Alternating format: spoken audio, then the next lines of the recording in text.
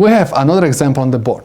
This time angle alpha is given, which is expressed in degrees, so automatically you're supposed to switch your calculators to degrees, and side B is given. We're supposed to find the length of the hypotenuse, which is side C. We're supposed to find the length of side A, which is opposite side to angle alpha, and we're supposed to find the angle beta. In order to find the length of the hypotenuse, okay, the length of side C, we can use cosine. Okay, we're supposed to use cosine. Why? Because alpha is given, B is given, and we can find side C, right? Also, please notice that if you are going to use tangent alpha, alpha is given, side B is given, we can find side A. So if you want to find side C, you're supposed to use cosine. If you want to find side A, you're supposed to use tangent. I'm going to find side C first. So I'm going to use cosine. Cosine alpha is equal B over C. In order to solve this formula for C, I have to eliminate fraction by multiplying both sides of my formula by the denominator. C and C will cancel out, and I have C times cosine alpha is equal B. In order to find C, I'm supposed to divide both sides of this formula by cosine alpha.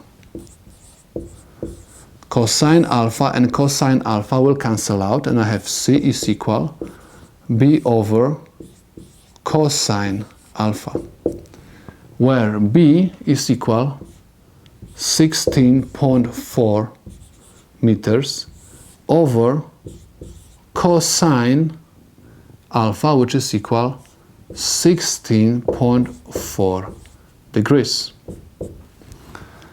This is equal 17.09 meters. This is the length of my hypotenuse.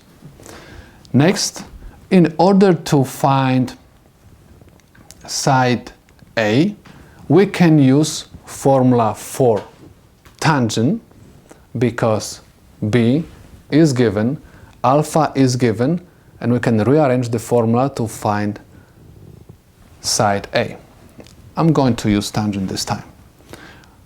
Remember that you have another option. You can also use formula for sine, because alpha is given, C we found, and we can find A, or we can use Pythagorean theorem. But in order to practice different options, we are going to solve tangent alpha formula for A. So I have tangent alpha is equal A over B. In order to solve this formula for A, I have to eliminate fraction. In order to eliminate fraction, you must always multiply both sides of the equation by the denominator, by B. So B and B will cancel out, and you have A equals B tangent alpha, where B is equal 16.4 times tangent of 16.4 degrees. Plugging these values into the calculator, you're supposed to get 4.8, and this is meters, of course, right? Remember, we're talking in terms of meters. So this is the length of side A.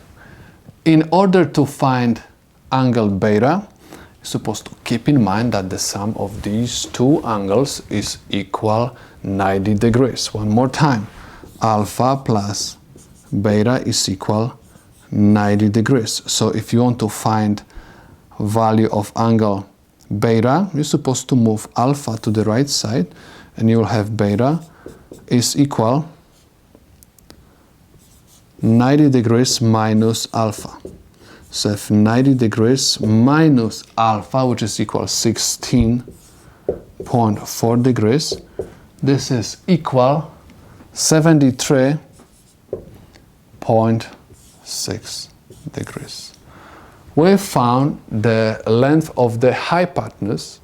We found also the length of the opposite side to angle alpha, and we found angle beta. We can say that the problem is solved.